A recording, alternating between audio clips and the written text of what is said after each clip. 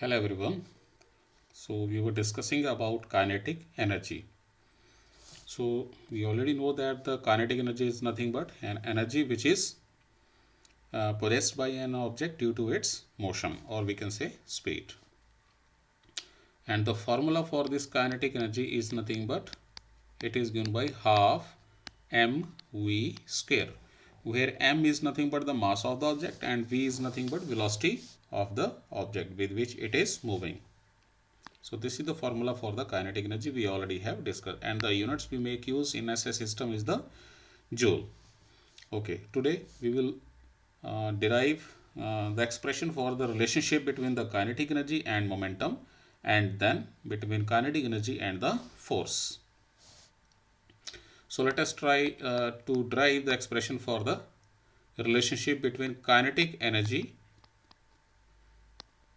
and linear momentum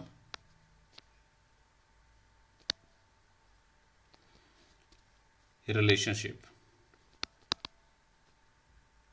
Sorry.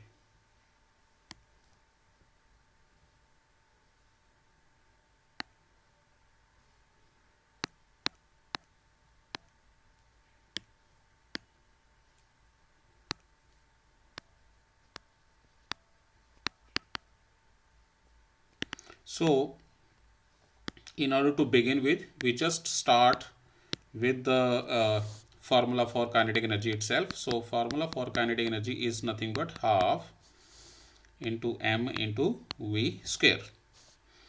So here on the right hand side we just multiply by m the mass of the object and also divide it by the mass of the object, so that the value on the right hand side does not change.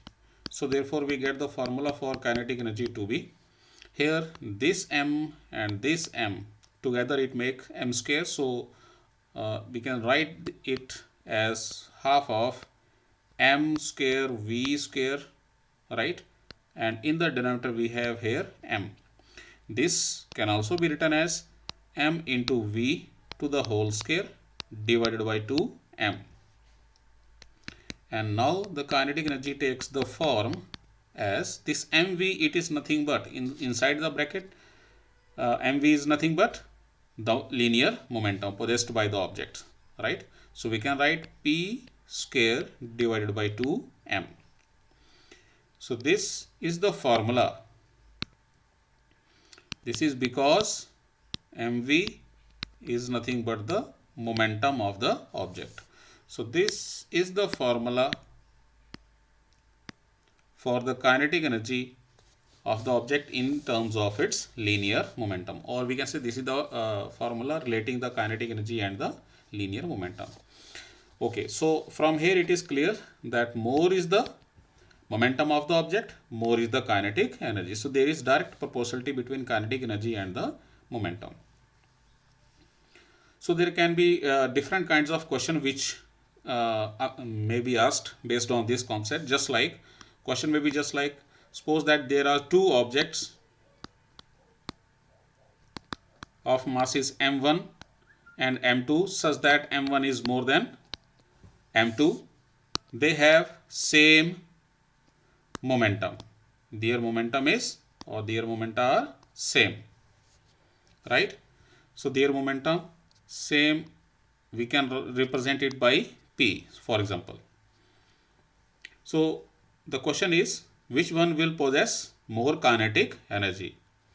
So for doing such type of questions, let me just take the question once again. There are two objects having masses m1 m2, and out m1 is more than m2, right?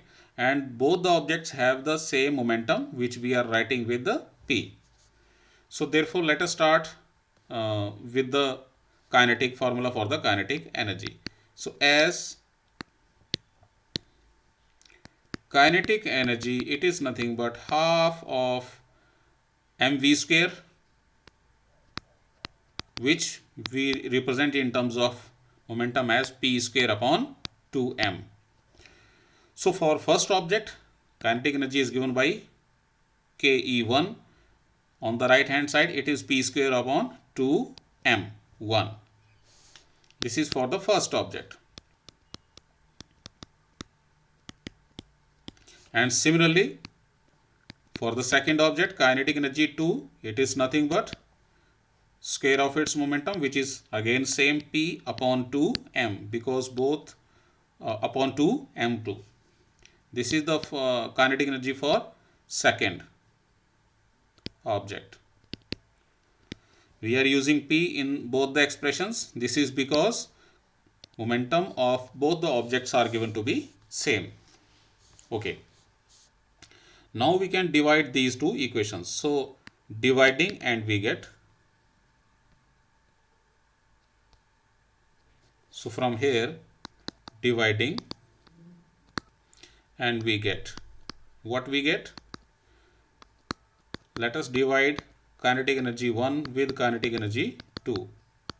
So this can be written as P square upon 2m1 divided by P square upon 2m2. So here everything just cancels out. P square cancels out, 2 also cancels out. So on the right hand side we are left with only m2 upon m1. So we get kinetic energy 1 divided by kinetic energy 2 to be m2 divided by m1. So from here it is clear that kinetic energy 1 means for first object kinetic energy is inversely proportional to its mass. And similarly kinetic energy for second object, it is also inversely proportional to its mass. Right? So from here it is clear that one which will have lesser amount of kinetic energy, lesser amount of mass will have more kinetic energy. Now it is given that m1 is more than m2, right? So if m1 is more, that means m1 object will have less kinetic energy. From here we can say that kinetic energy, it is proportional to reciprocal of mass of the object. This is what we get from here. So if the more mass will have less kinetic energy. So it is given that m1 is more than m2, so that means object having mass m1 will have less kinetic energy. So kinetic energy of first object is less than kinetic energy of the second object. So this is the result, or we can say solution of this question. Similarly, we can also write the relationship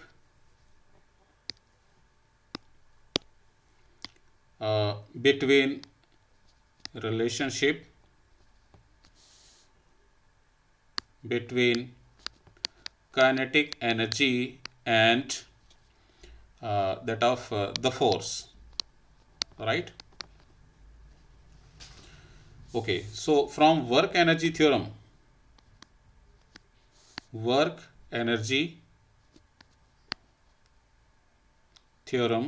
it says that work is given by change in kinetic energy, which is nothing but half mv square minus half mu square. We write the work energy theorem just as this. On the left hand side we can substitute for W, means work. By definition it is given by force into displacement. So this is equal to change in kinetic energy, means half mv square minus half mu square.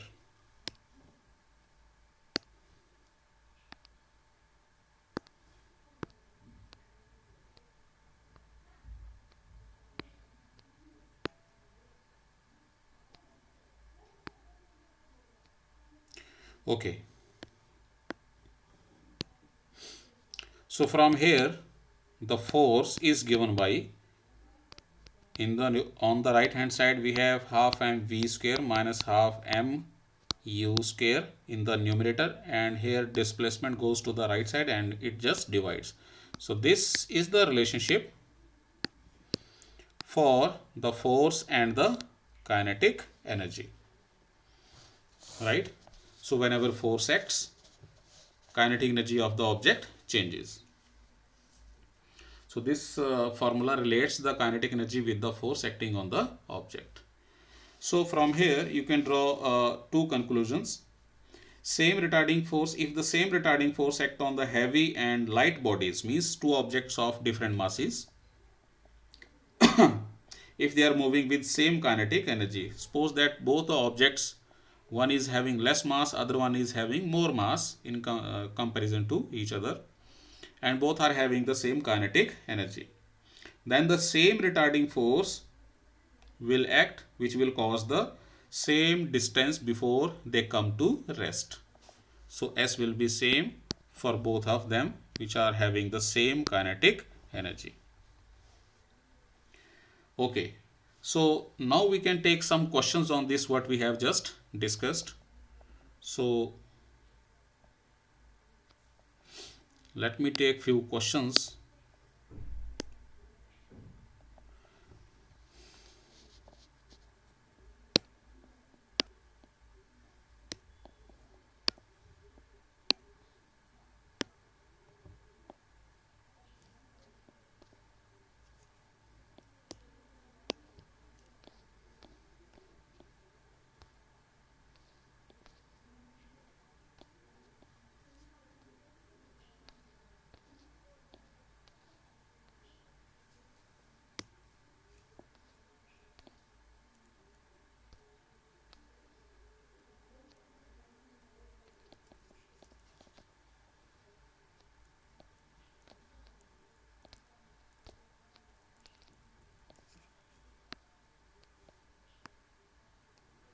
So here it is the question.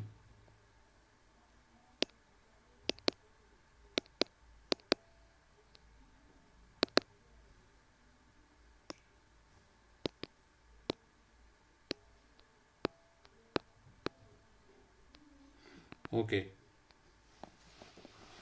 So question is, there is a bus and car and both are moving with kinetic energy 1000 joules. So here it is joule here.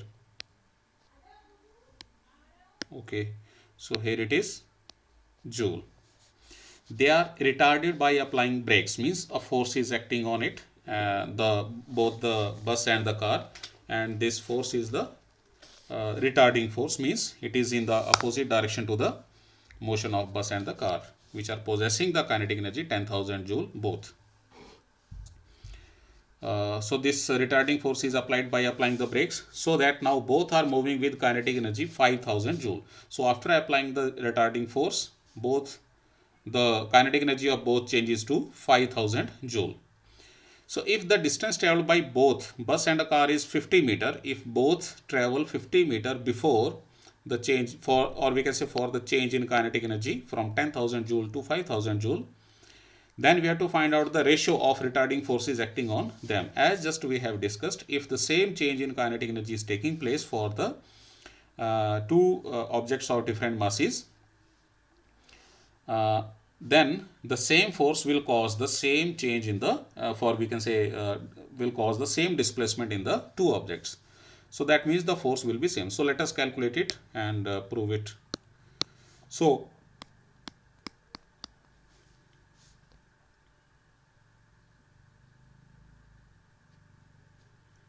from here it is given that the change in kinetic energy, so we can calculate the change in kinetic energy.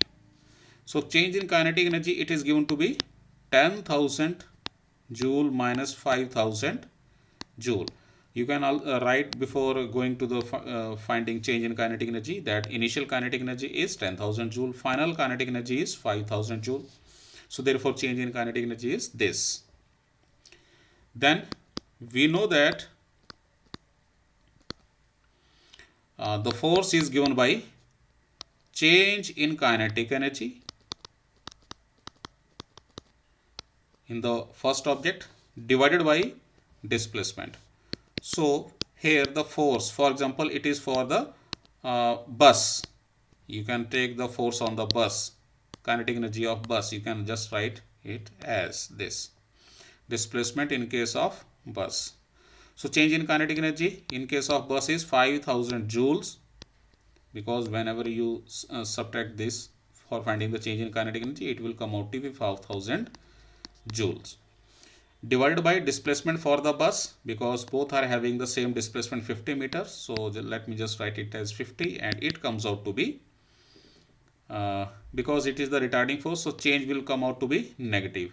You will just subtract the final kinetic energy minus initial kinetic energy. So this will come out to be negative here. So the force on the bus, means retarding force on the bus, comes out to be minus 100 newtons. So this is the force that will act on the bus. So we have to find out the ratio of the retarding force acting on them, because same change, you can write here, because same change in kinetic energy takes place for both bus and car. Therefore they will experience same amount of force, retarding force. So we can just write that FB upon F C for car, this ratio it is equal to 1, as we are asked the ratio. So this is how we solve such type of questions. Okay, let us take one more question.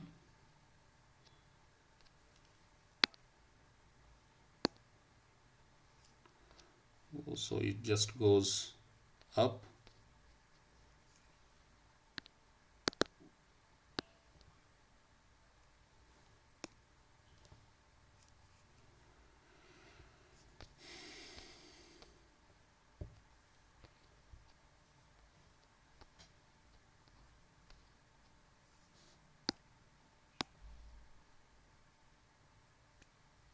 So here it is, the second question.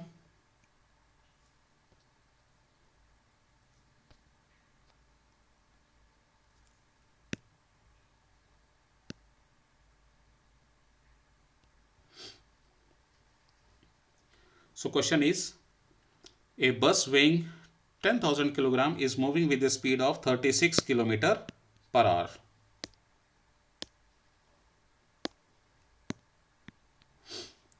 So the bus is having mass 10,000 kilogram and it is moving with a speed of 36 kilometer per hour, which we can convert into meter per second. How much retarding force is required to stop this bus within a distance of 50 meter? Again, we can make use of same. So we can make use of same formula. So the force that will act on the bus, it will be change in kinetic energy of the bus divided by displacement s. So from here we can calculate F, which is equal to, so its kinetic energy,